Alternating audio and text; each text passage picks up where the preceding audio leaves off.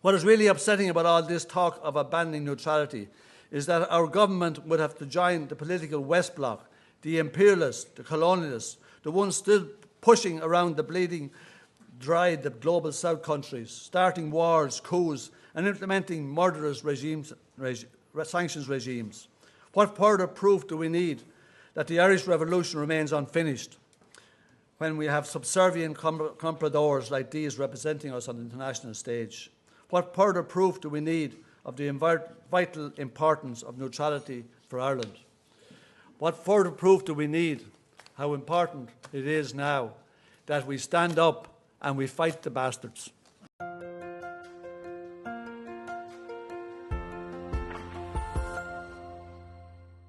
Hello everybody, this is Pascal from Neutrality Studies, and I'm now going to upload 7 videos that were not made by myself, but that were created on the 24th of July in a hotel in Dublin by Clare Daly and Mick Wallace, who were holding a beautiful event in defense of Irish neutrality. What you need to know about this is that the neutrality of Ireland is currently under a lot of attack by Irish politicians on the one hand and the international transatlanticist community, the NATO people on the other, who would really want just another NATO member, Ireland, to send more people into the future battles. And the first thing that these people are attacking now is not directly the neutrality, but the so-called triple lock mechanism in Ireland. I'm talking about articles like this one, consensus growing on need to change Ireland's neutrality triple lock. The Deputy Prime Minister says the triple lock is this requirement that to send troops abroad, you need 3 things in Ireland. UN Security Council resolution, the decision from government, and the consensus of Parliament. All 3 need to be given, otherwise Ireland cannot send more than 12 troops to any kind of peacekeeping mission or whatever it is abroad. And of course the neocons hate that. Of course they would love Ireland to be part of NATO. Of course they want to send Irish boys and girls into war, and they want to be able to bomb whatever place they designate as needs some bombing in the world. And those are the people who now try to get the triple lock away, and Clare Daly and Mick Wallace are fighting against this. There are 7 great speakers coming up. The first one is Mick Wallace. He has wonderful things to say, especially toward the end. Please stick around and enjoy. Without further ado, I'm going to introduce as our first speaker to open the event my partner in crime and fellow national embarrassment and disgrace from the European Parliament.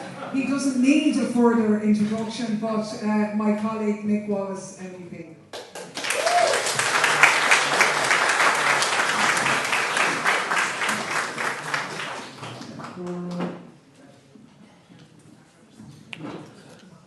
Well, the truth be told, I think most people would agree that I'm a bigger embarrassment and disgrace even than Clare. So, I generally prefer to talk without notes, but I'm actually going to read something today that we have prepared. Anyway, it's powerful that there's such a crowd here on the day that's in it to give support to the whole peace and neutrality movement, and it is developing into a movement. Myself and Clare spoke at protests in Cork and Galway in the last couple of days, and I think the people are really are waking up to what's happening, and I think the Irish people are in a very different place to our political class, who are working in the interests of elites that do not benefit you in any way. Anyway, the current crisis has been used by the Irish media class and a handful of politicians to make the case that Ireland should relinquish the neutrality enshrined in our constitution and even commit to joining NATO. Naturally, these jingoistic sentiments are from those too old to enlist, their children and grandchildren too well off to endure the bad pay and conditions our defence forces do. Ireland's tradition of neutrality is born out of an unwillingness to kill and be killed in imperialist wars that have nothing to do with our people and everything to do with the interests of the elites profiting from arms, fossil fuel and finance industries that just happen to own the media calling for media or for military escalation today.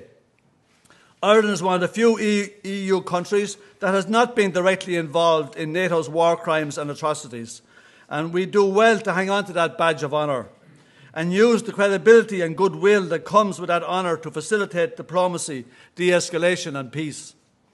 European leaders and the EU High Representative Josep Borrell tell us that we have to enter a war economy and that increased military spending and arms production are the only way to defend peace and to protect European citizens from future threats, including the threat of climate change.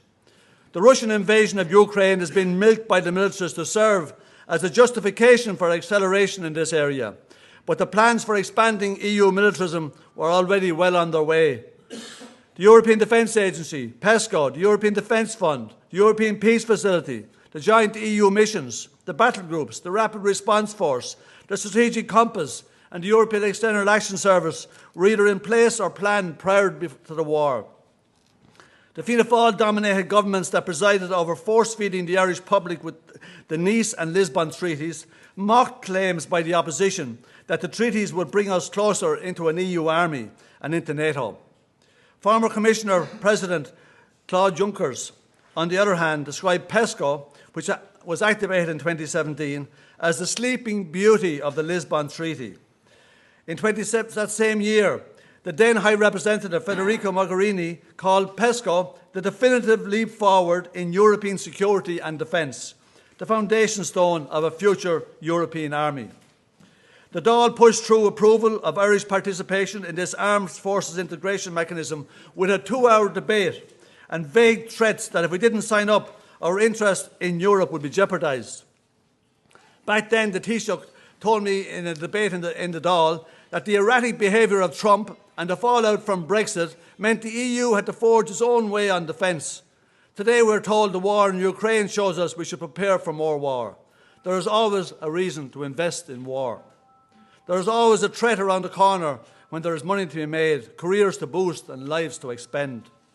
Defending the expansion of PESCO military projects last July, Minister Simon Coveney again rejected the notion PESCO was a Trojan horse for an EU army, as well as the idea that it could endanger the concept of military neutrality. A concept that has appeared out of nowhere and that in practice does not quite stick with the parameters set out in Article 29 of the Constitution. We are constitutionally committed to peace and friendly cooperation amongst nations, the pacific settlement of international disputes, and the generally recognised principles of international law. How does that sit with allowing a foreign power, arguably the most blood-soaked in human history, to set up a forward military base on our sovereign territory in order to facilitate illegal wars that have killed more than 1 million people? EU High Representative Borrell is very often refreshingly candid about what has been going on in Brussels and other centres of European power. At a recent Security and Defence Committee session, he said that the war had given the European Defence Agency a new lease of life. They were now able to speak to the defence industries on behalf of practically all member states. That geopolitical Europe was now a reality, as we have imposed massive sanctions and have trained tens of thousands of Ukrainian troops. He confirmed the rapid deployment capacity is on track to be operational by 2025. That is, an EU army. Borrell went on to clarify the difference between the EU battle groups and the rapid deployment force. He said that the battle groups never got off the ground, that they were not adaptable enough for unforeseen missions. The rapid deployment force, on the other hand, will be made up of pre-designed forces that are deployable for all kinds of different missions, though through various modules that can be made available and can be grouped together and can be disbanded and regrouped.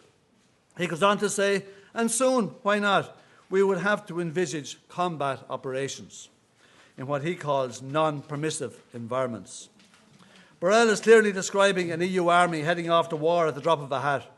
He has in the past complained about the indecision and difficulty of getting all member states on the same page on geopolitical issues, that we were not able to act fast and punch above our weight as a geopolitical power on the international stage. Micheál Martin has been questioning whether Ireland's triple lock system on defence matters is fit for purpose. He's talking about getting rid of the conditions that must be met before Irish Defence Forces can be deployed overseas, a UN mandate and consent of both Government and Cabinet in it all. He is accelerating the destruction and undermining of the United Nations, a forum that, while not perfect by any means, is in theory wedded to the worthy principles contained in the UN Charter. We need at this time to strengthen global institutions like the UN, and every country should honour the treaties they have signed. President Michael Lee Higgins was emphatic about this in his interview, criticising the drift towards NATO last week. He said the decline of the UN was an incredible failure of diplomacy, and that the future of the UN lay in the countries of Africa, Asia and South America rather than Europe, because some of its principal partners are too heavily involved in undermining it. You can imagine the media response. The triple lock mechanism is not even an adequate fail-safe in some respects. Peacekeeping missions are not covered, and the Council of the EU, the body that approves and implements EU overseas missions, is a political body. It's a secretive round table of increasingly right-wing ministers. Whether it's peacekeeping missions or sanctions package, they don't follow anything like due process, evidence is not presented, and accused parties do not have the right to present a defence. Sanctions packages are bandied about like confetti, killing tens, if not hundreds of thousands of people, and it's because of these politicians handing down judgments based on hearsay and articles in the corporate media. The rule of law has been thrown out the window, has been replaced with the law of the jungle. Mali, where Ireland has had troops stationed for 10 years, 34 for about 5 years, now 8 remain, is a case in point. The EU military presence in Mali and the broader Sahel has not been benign. It has been designed to advance EU and Member States' interests, such as access to resources and policing migration flows. You'll probably know that France gets 50% of its uranium from Niger, and 75% of French electricity comes from nuclear. We're down there to protect French access to cheap uranium. It has been underreported, but the mission has been an unmitigated disaster with shocking consequences for local populations and knock-on effects on regional conflicts.